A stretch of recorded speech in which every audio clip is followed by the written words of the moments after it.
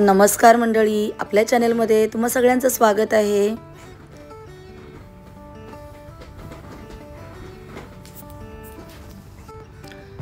आज आहे महाशिवरात्र आणि महाशिवरात्रीला मी आहे कोल्हापूरमध्ये आणि मी जिथे राहते तिथे समोरच एक गणपतीचं मंदिर आहे। गणपतीच्या मंदिरच्या बाजूला महादेवाची पिंड आहे। तर इकडे मी देवाला अभिषेक घालण्यासाठी मी इकडे आलेले आहे। तर तूप, दही, दूध, मध, खडी साखर, डाळी असं सगळं घेऊन आलेले आहे। कापसाचं वस्त्र सगळं घेऊन आलेले आहे आणि आता इकडे मी अभिषेक करत आहे। तर अभिषेक करताना आता इथे अजिबात गर्दी नाही आहे। मेन म्हणजे कारण कसं झालं, सकाळपासून ना भरपूर गर्दी होती, पण गर्दी भरपूर असल्यामुळे मी काय केलं, थोडं म्हटलं वेळाने जाऊया, गर्दी जरा खाली होऊ दे मग जाऊया। मग गर्दी खाली झाल्यानंतर इथल्या पुजाऱ्याने सगळं स्वच्छ केलं होतं, पण तरीसुद्धा मला अभिषेक करायला दिलं। चला तर मग अभिषेक करूया। आणि तुम्हाला बऱ्याच दिवसांनी मी आज व्हिडिओ टाकत आहे। तब्येत बरी नव्हती माझी आणि थोडा आवाजसुद्धा पाण्याने बसला होता। मुंबईचं पाणी, कोल्हापूरचं पाणी असं सगळं झालं होतं, तर समजू शकता तुम्ही। तर इथून पुढे आता व्हिडिओ आपले कंटिन्यू येतील, नक्की पहा। आणि आजचा महाशिवरात्रीचा व्हिडिओ कसा वाटला तुम्हाला नक्की सांगा।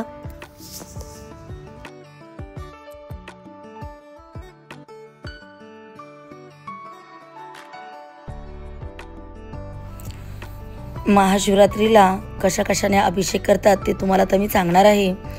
तर जेव्हा शिवलिंगावरती दुधाने आपण अभिषेक केल्याने मानसिकता शांती मिळते। शिवलिंगावरती पाण्याने अभिषेक केल्याने विवाहामध्ये ज्या येणाऱ्या अडचणी असतात त्या अडचणी दूर होतात। शिवलिंगावरती दह्याने अभिषेक केल्याने जीवन समृद्ध होण्यास मदत होते। त्याचप्रमाणे मधाने अभिषेक केल्याने शिक्षणात प्रगती होऊन बुद्धी तेज होण्यात मदत होते। तुपाने अभिषेक केल्याने आरोग्याच्या तक्रारी कमी होण्यास मदत होते। महाशिवरात्री दिवशी एक तुपाचा दिवा मंदिरात आणि पिंपळाच्या झाडाखाली सुद्धा लावावा, त्यामुळं आपल्या जीवनात ज्या समस्या आहेत त्या सगळ्या दूर होतात। महाशिवरात्री दिवशी शंकराच्या पिंडीवर 21 अखंड तांदूळ, बेलपत्र आणि काळे तीळ अर्पण करावे। खूप चांगलं असतं, आपल्या जीवनात ज्या काही अडचणी येत असतात त्या दूर होतात अशा प्रकारे। तर महाशिवरात्र खरंच खूप मानलं जातं आणि मी तर महाशिवरात्रीची वाट बघत असते। सांगितल्या पद्धतीने सगळं साहित्य घेऊन मी इकडे मंदिरात आलेले आहे आणि आता खूप छान आणि मनसोक्त असा अभिषेक करणार आहे। तर तुम्ही सुद्धा नक्की असा अभिषेक करा, म्हणजे तुमच्यासुद्धा जीवनातल्या काही अडचणी असतील तर त्या दूर होतील। शंभू महाराजांची आपल्यावरती कृपा राहील। चला तर मी अभिषेक करते आता।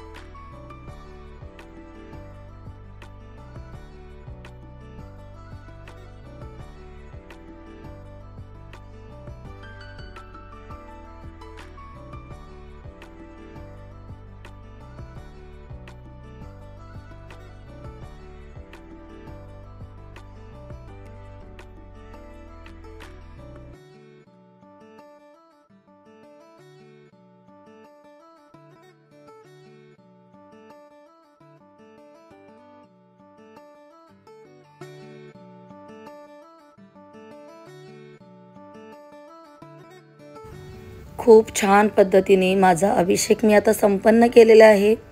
तुम्हाला नक्की आवडला असेल तर आपल्या चॅनेलला लाईक शेअर सबस्क्राईब करायला विसरू नका। चला तर मग जय शिव शंभू महाराज की जय।